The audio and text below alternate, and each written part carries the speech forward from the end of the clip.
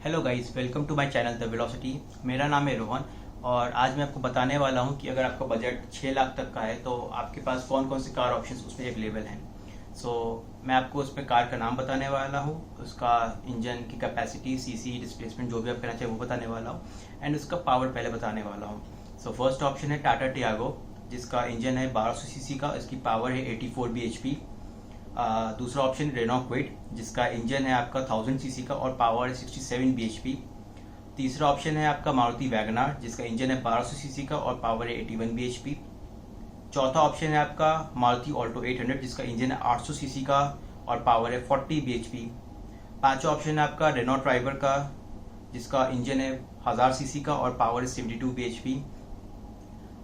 छठा ऑप्शन है आपका मारुति सेलेरियो का, जिसका इंजन है 1000 सीसी का और पावर है 67 bhp। सातवां ऑप्शन है आपका मारुति एस्प्रेसो का, जिसका इंजन है 1000 सीसी का और पावर 67 bhp। आठवां ऑप्शन है आपका हुंडई सेंट्रो का, जिसका इंजन है 1100 सीसी का और पावर 68 bhp।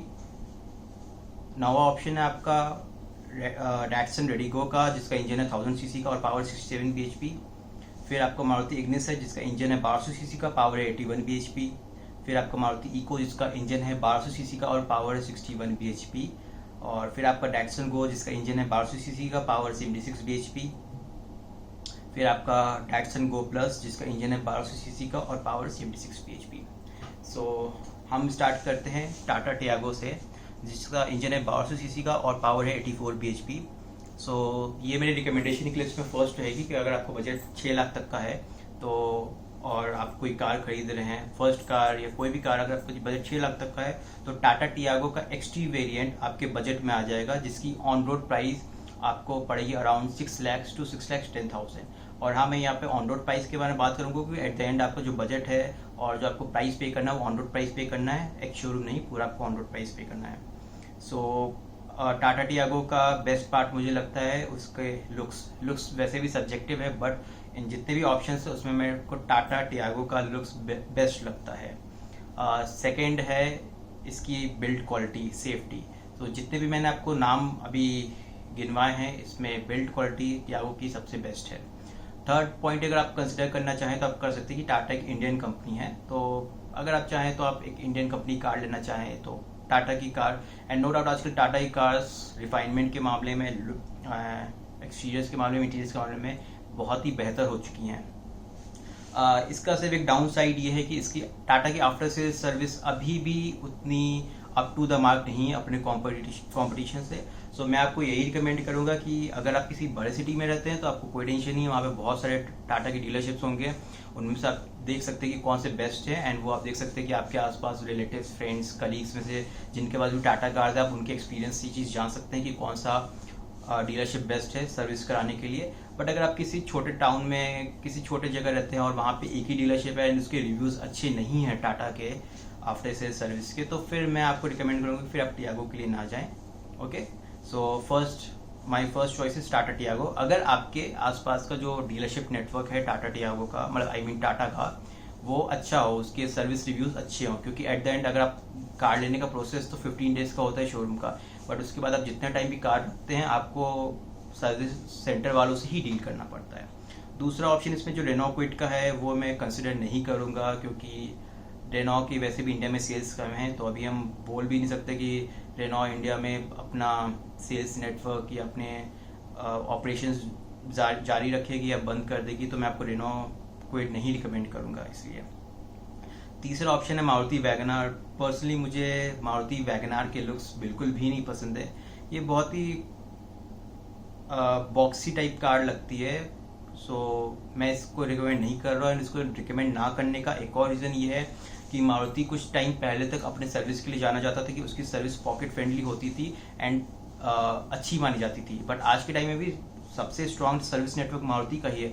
बट आप जैसे कि जानते हैं कि जिसकी गाड़ी सबसे ज़्यादा बिकती है तो उसके सर्विस नेटवर्क ज़्यादा हैं, बट उसके सर्विस नेटवर्क पे लोड भी बहुत ज़्यादा है, तो आपकी कार को उतना केयर और उतना अटेंशन नहीं मिलेगा। और at the end of the day अगर आपकी कार की सर्विस ढंग से नहीं हो रही है तो आपका एक्सपीरियंस कार चलाने को लेकर अच्छा नहीं रहेगा।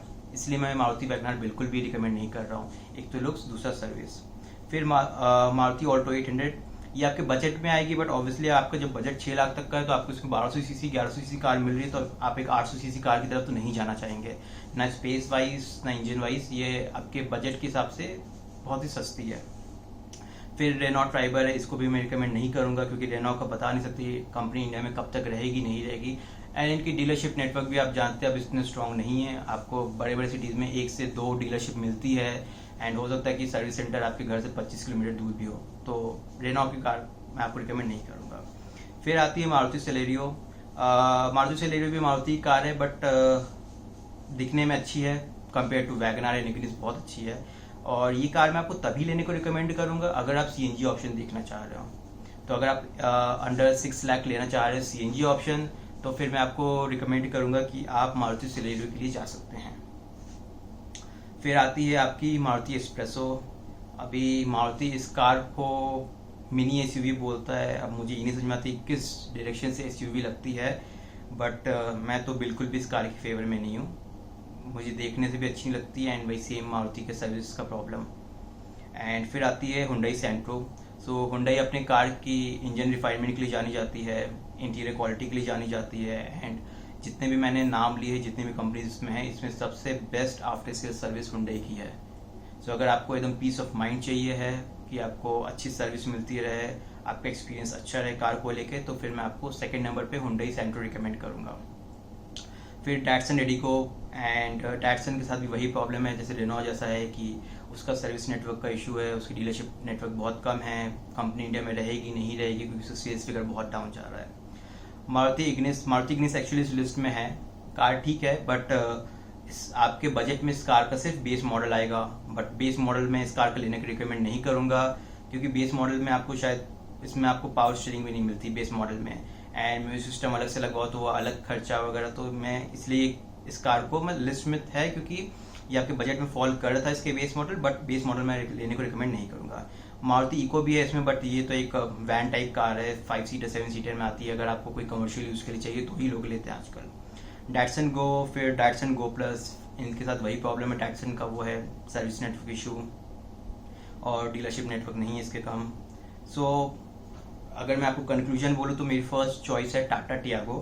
ओके, इसका मैंने आपको प्रोज एंड कॉन्स दोनों बता दिया है। इसका प्रोज है इसकी डिज़ाइन मुझे अच्छी लगती है, एंड मुझे क्या सबको अच्छी लगती है, इसकी बिल्ड क्वालिटी अच्छी है, एंड ये इंडिया की कंपनी है, एंड डिज़ाइन इंटीरियर्स वगैरह सब कुछ फ्यूचरिस्टिक लगता है। फिर मेरा सेकंड चॉइस है मेरी सेंट्रो के साथ है कि इंजन रिफाइनमेंट अच्छा है हुंडई की कार्स का, इंटीरियर क्वालिटी बहुत अच्छी है हुंडई की कार्स की, एंड आफ्टर सेल सर्विस बहुत अच्छी है हुंडई की कार्स की।